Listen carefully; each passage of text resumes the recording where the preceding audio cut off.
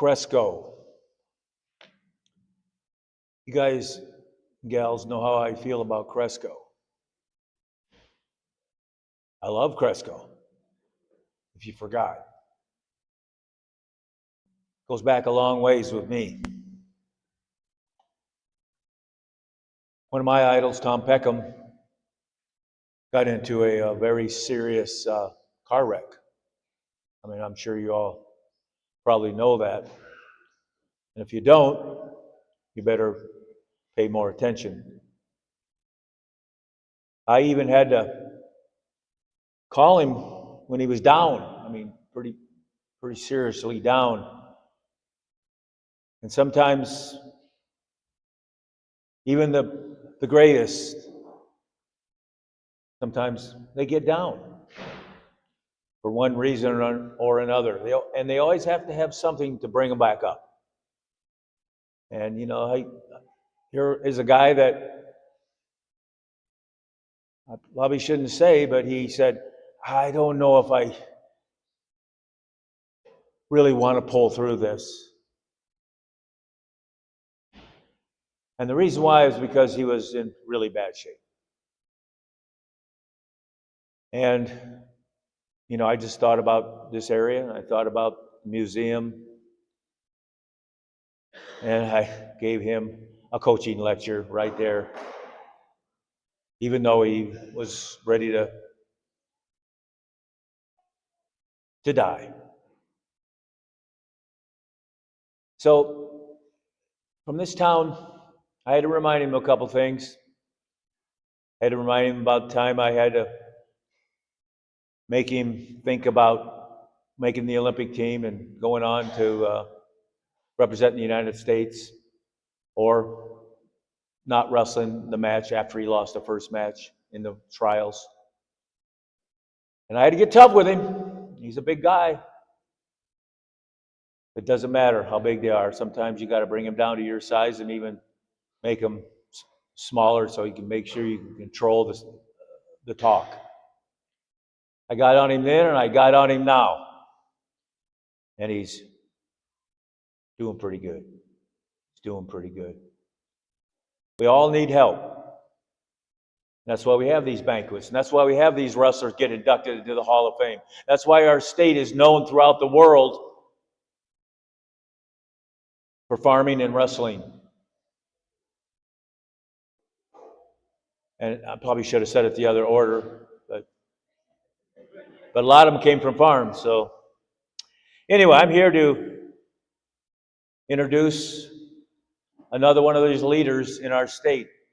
Even though he moved to Minnesota, he moved a few places before that. Got his dental degree and was a dentist. And who knows better than a dentist how to punish people?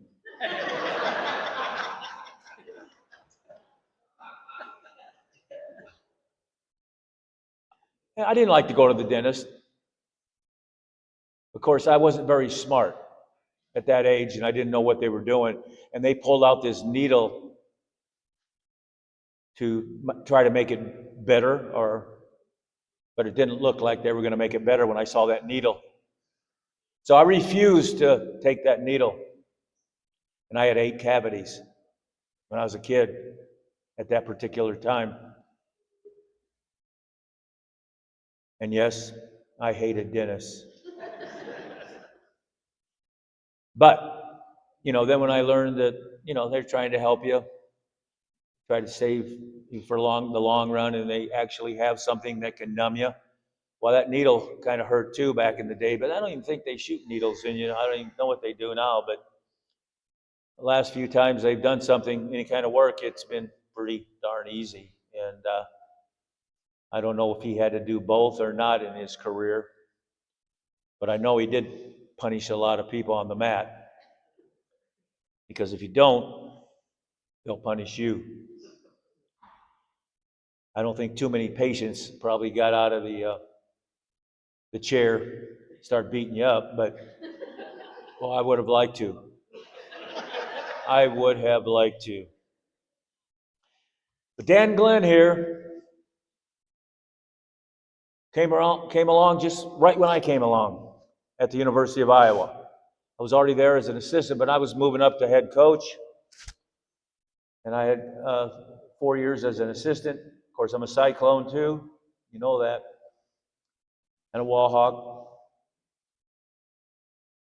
But this guy came along right when I started, and he was one of them that helped build championship teams because we were already on our way. Of course, from Cresco guy Kurtelmeyer. And so, he was always the guy that started it off. We didn't go flip the coin, or we didn't decide where we wanted to start at that particular time. It was always at 118 and right up the ladder there. So he came from Fairfield, Iowa, and he was I'm not sure I think you were 3-time state place winner. And he's a 3-time All-American wrestler for the University of Iowa, and he won the National Freestyle Championships. And he won multiple tournaments. And just like his dental work, he beat the hell out of people. I don't think they have to do that as much anymore. He's retired from your dental work, right? So anyway, I had a guy that started off the lineup, and that always set the tone. And usually when you pick to try to win the dual meets, things like that, you try to set the tone early because that affects people's minds. Unless you're a coach that likes, well, these first 5 guys are pretty tough guys. When I win them, I'm going to take my last 5 guys and put them in the locker room and have them watching cartoons or something. So you always have a remedy. There's always a way to be successful, and he's been successful his entire career as well. Got a lot of family out here. National freestyle champion, I believe. Didn't you win the national freestyle championships as a kid?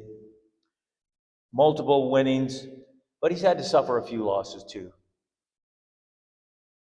We don't like that. He didn't like that. One time he got hurt, and we was going to wrestle Iowa State that week. And it just really didn't have anybody behind him that I thought could get the job done. So I went to the next best thing. I looked up the University of Iowa's intramural champ for that year. That means he's just a student. And I got him quickly eligible, and he was ready to go. But by the end of the week, he was healed already, and he was able to compete. And that young man told me, thank God he was ready to compete. But yet he was ready to go too. He was ready to go to win, but didn't quite have the more than 4 or 5 days with him. So it was pretty difficult. But anyway, he set the tone for the Hawkeyes early on in their early years when they were winning national titles. And he was on squads of great people. I mean, Randy Lewis was out there, and I don't even know if Randy Lewis was able to beat this guy in the practice room, because he might have had a couple. I don't know if you come in the same time or you're. Yeah, so he came in a year after him, so he was already in Randy's head. But really, nobody got into Randy's head because he was one tough dude. But he just didn't look that good in practice, Randy. But he did look good in matches.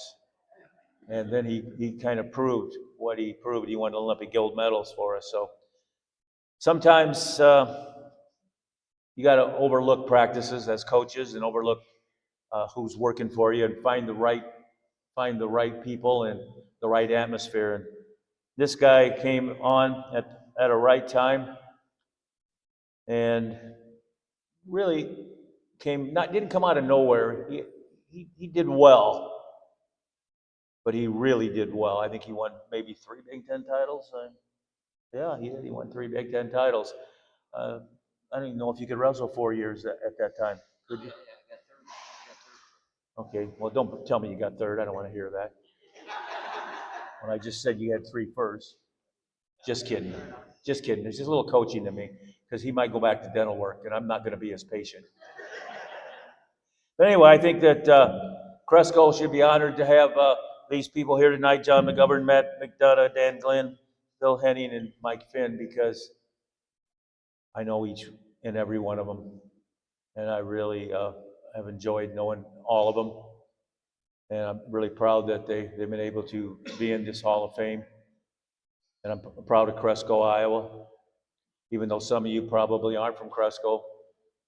You probably don't like them as like I do. But I don't think any Cresco guy ever beat me. Maybe Peckham beat me in practice a couple times. But he was a little bit bigger than me. But as I got older, he was a little leery of me. And because I caught him at the right time in coaching and made him go to higher levels. And so I'm proud to be able to say Dan Glenn is going to be inducted into this Hall of Fame, and I'm proud to have been his coach. And you ought to be proud to have him as part of Cresco, Iowa now. So Dan Glenn, you come on up here and let's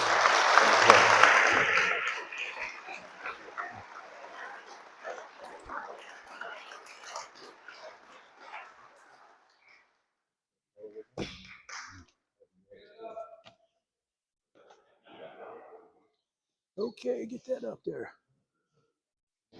Let's go this way. There we go. Now you got it. You should be in that.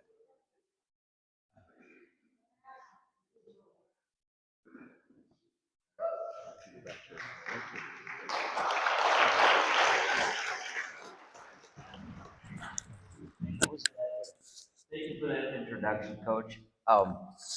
Thank you. One more thing I have to thank him for, among others tonight, but I think I will. I feel like the middleweights now, and I know that felt like after maybe the lightweights went out and lit it up, and you don't really have anything left that the crowd hasn't seen, and so maybe one of you guys want to come up and do this talk for me, but if not, I'll continue on. Yeah, I have a serious case of imposter syndrome, like kind of like when you have your first kid and they hand you that baby and you go, oh, no, that's not real. I'm not really a qualified parent. Or when I graduated dental school and got a commission in the Navy, and you're a naval officer, and they treat that patient, you're like, oh, wait, this is not real, is it? But then you kind of roll up your sleeves and you get to what is expected of you, and well, here I am, and what's expected is this, and I can do this. I think it's by definition that the people that you need to thank first or last are the selection committee and whoever nominated you. I thank them because, like I say, by definition, without them, I would not be standing here. You don't get nominated, you don't get voted in, you're not here. So thank you very much. There may be more worthy candidates, but none more appreciative than me. Having said that, starting at the end, as it were, of getting here, I would start back at the beginning and my journey, starting in Fairfield, Iowa. The thing that I had in Fairfield was opportunity.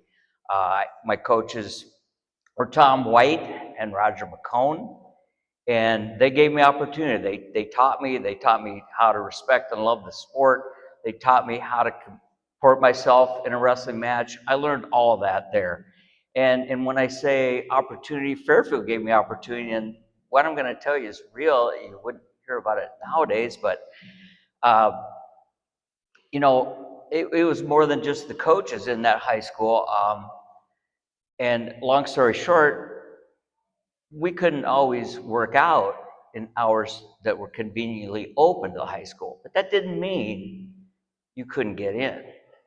We had multiple ways of breaking in to the high school. The west side door could be jerked really hard and it would pop open. And the favored way was up over the flat roof into the locker room, lower a guy down into the locker room onto the bench, he'd come out and let you in. And we would break in. That's how much we wanted to work. And instead of, to finish the story, we were in there working out one time, and we didn't have a restaurant. We had to roll out the mats in the girls' gym. And we rolled out a couple mats, and we broke in, and being one of the ringleaders, I was in there, and the high school principal walked in. And his name was Gordon Brookhart, and we called him Brooke. And Brooke came in, he says, "All right, you guys." "Oh, it's you guys. Well, turn out the lights when you're done." And that was opportunity. We had opportunity that you probably wouldn't get now if you broke in. They knew we didn't mean any harm. There wasn't any vandalism. Well, most of the time, I don't know if the girls' locker room got tore up, anything, but yeah, that was opportunity. And the other thing I had was friends, and many of them are here in the audience tonight supporting me. And we had some of them are teammates, some of them are friends, workout partners, um, and I'm really appreciative for what I had in that, and some of the guys that aren't here, especially, or couldn't be here. Um, those are really important people as you go through wrestling. Uh, Moving on to the next level, I was fortunate enough to come to Iowa, and how could I fail when you have a coaching staff with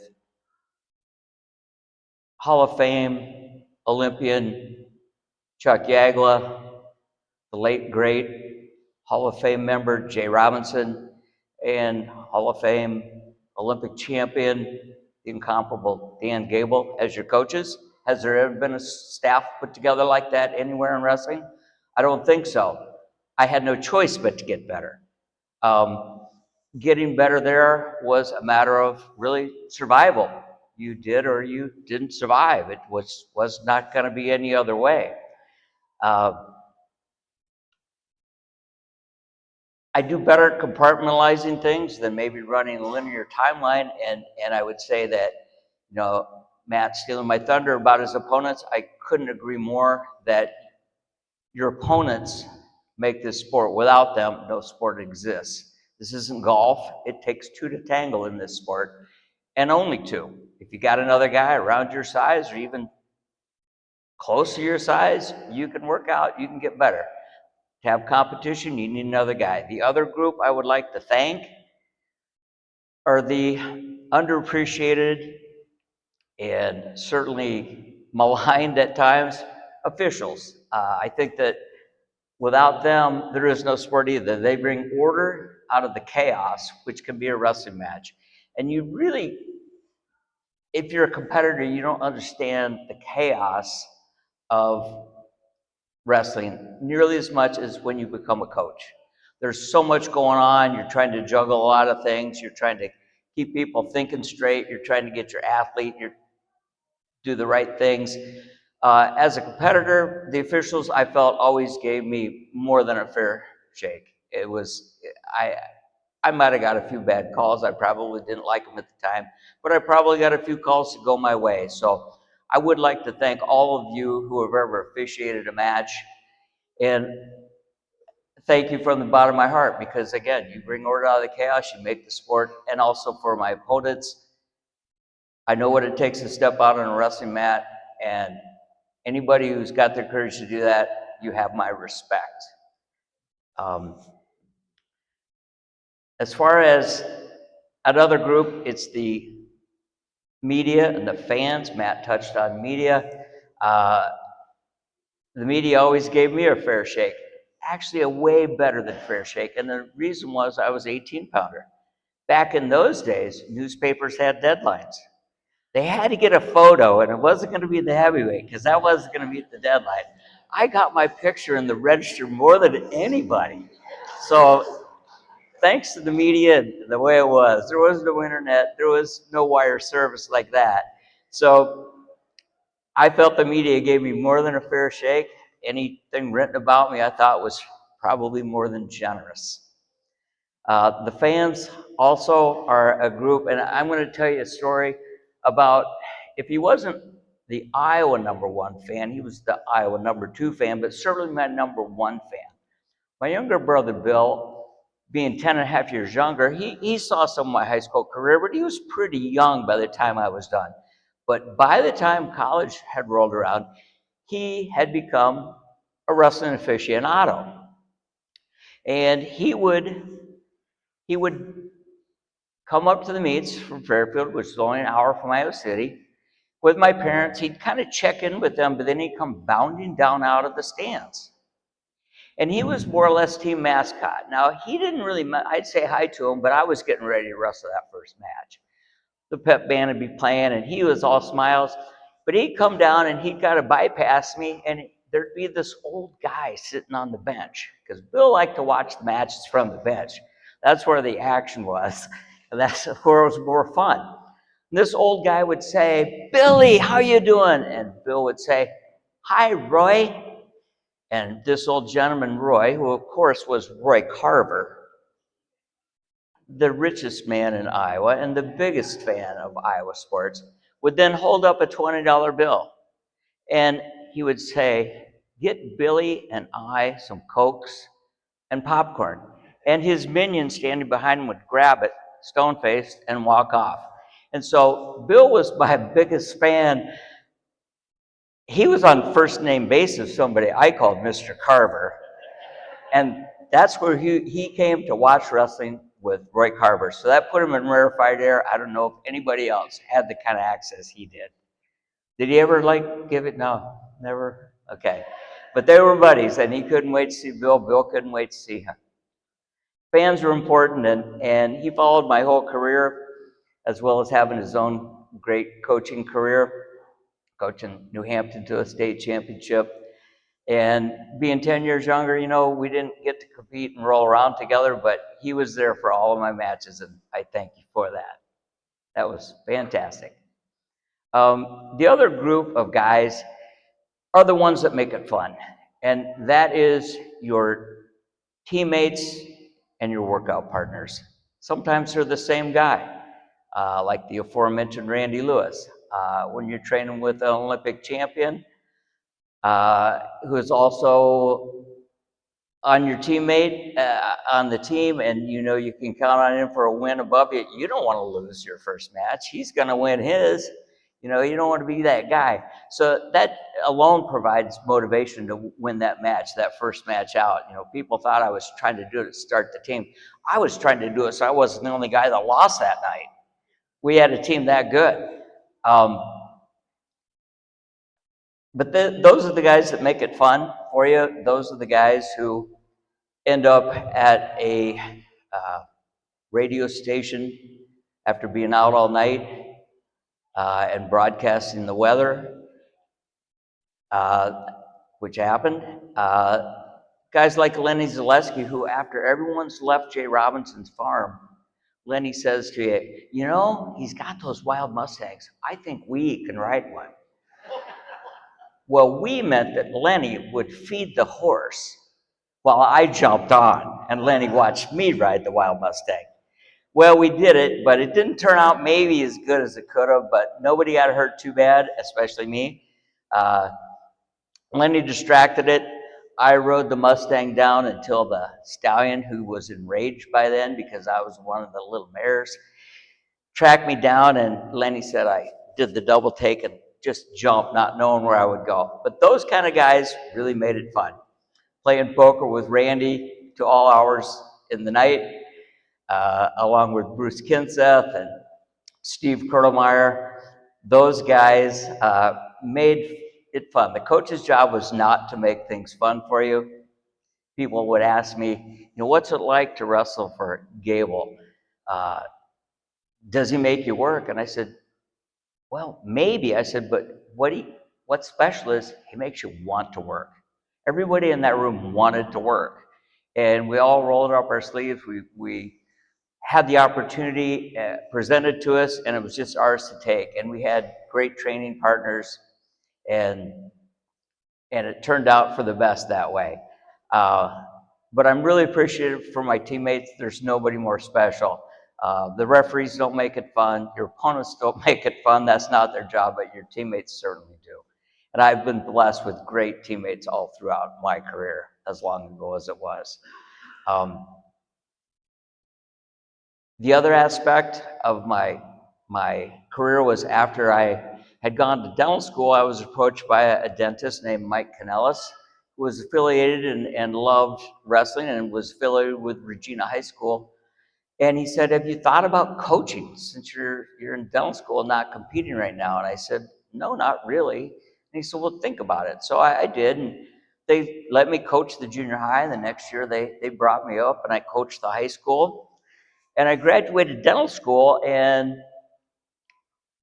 thanks to Coach Gable and Jay Robinson, the late great Jay Robinson, my orders got cut since I joined the Navy to the U.S. Naval Academy, where I would help coach the midshipmen. And my coaching journey there provided me one of my two biggest thrills on the coaching side, maybe two of the few biggest thrills in the sport. And that was in 1987, Navy had a pretty good 126 pounder. And I'd worked with him, and we got to the national quarterfinals, and he upset the number 4 seed, which 4 is on the side of 1. And so in the semifinals, we got to go up against Brad Penrith and Coach Gable, and that provided me a thrill. He was not a seeded wrestler. He went on to finish 5th, but he gave a great account of himself, and I was so proud. It was really, really fun to line up, not being a professional coach, to line up in that position against Dan. So he's 1-0 against me. Maybe I'll get him later. After I left, he referred to my dental school. I left the Naval Academy after 3 years, and I coached with Ed Peary and Hall of Famer here, Reg Wicks, out of Decorah. And I specialized in pediatrics, and by then Reg had become the head coach, and he said, "Are you coming back to Maryland?" And I said, "No, I think we're gonna move back to the Midwest, probably the Twin Cities, it's looking like." And he said, "Well, you should call my brother. He's a real estate agent in the Twin Cities, and he could find you office space." I called Ray Wicks up, Reg's twin brother, and Ray knew who I was. Reg had given me some introduction, and he said, "I have some pediatricians that want to have a pediatric dentist in their building about 200 yards away." I spent the next 32 years practicing right there because of my coaches lining me up to go to the academy, to meet Reg, to meet his twin brother. And from there, I went to Emerald Grove Heights, Minnesota, and that's where I practiced. From there, my coaching career continued. I coached with Jim Short and Will Short, and very special Mark Madigan, who's in the audience tonight, representing the coaching, and they, again, gave me opportunity. I was able to coach, and my second great thrill was in 2010, when I was able to be in the corner when my son, Tommy, in the audience here tonight, was able to win a state championship. The sport has provided me so much. I kept thinking I was coaching to give back to the kids, but what kept happening is that they gave me more than I could give back to them. And so I finally figured out, I'm never going to repay this debt. I'm just going to have to enjoy the ride. And it's been fantastic. There's one person who I've omitted, but he fits about every category here. He was both an opponent, someone I coached, someone who coached me, a teammate, a family member, and a workout partner. And that's my brother, Bob. I wouldn't be here, standing here without him and the influence he had as my older brother. I should also add partner in crime. Not only did we break into high school, but there was a little college called Parsons College that went bankrupt and was bought by the Maharishis. Well, we figured they didn't really need a wrestling mat. They weren't going to be wrestling. And so it ended up somehow in our garage, and we ran kind of the regional training center. I tell you this because I'm pretty sure my daughter, the lawyer, would back this up, that the statute of limitations has run out on that. Yeah, it was family that I saved for last. My brother Bob, you've heard my brother Bill. My mom and dad, my brother Bill said it best. They didn't give us everything we wanted. They gave us everything we needed. And my only regret is they're not here to be here tonight with me. But I know what my mom would say. That's okay. We're proud of you anyway.